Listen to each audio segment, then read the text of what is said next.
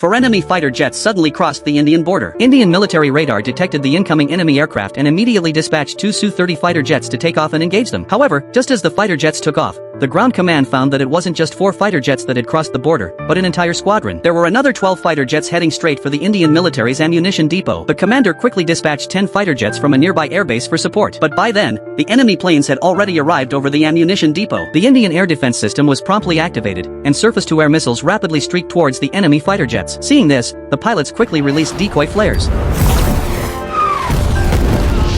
The Su-30 fighter jets that had come to assist also finally arrived at the battlefield. The enemy pilots, realizing the situation was unfavorable, immediately ordered the launch of all their missiles. After destroying the Indian ammunition depot, they quickly flew towards the border. The Su-30 fighter jets immediately gave chase, but the Indian command suddenly discovered that 2 enemy fighter jets were heading towards another military base. The commander instantly saw through this as an enemy ruse. He quickly ordered 2 Su-30 fighter jets to intercept them, but it was already too late. The 2 enemy fighter jets had already reached the target area. Braving the anti-aircraft gunfire, they launched 4 missiles,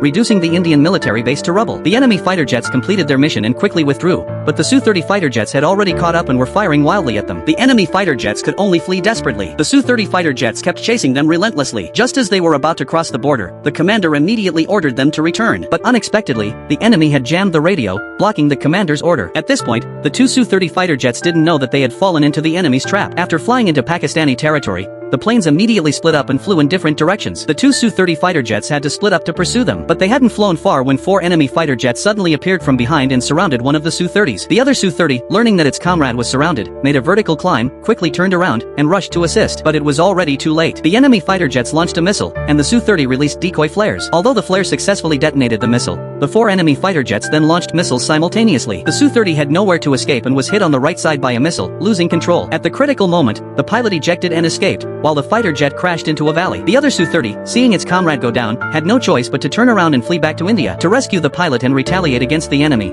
the confident Indian Air Force formulated a bold plan.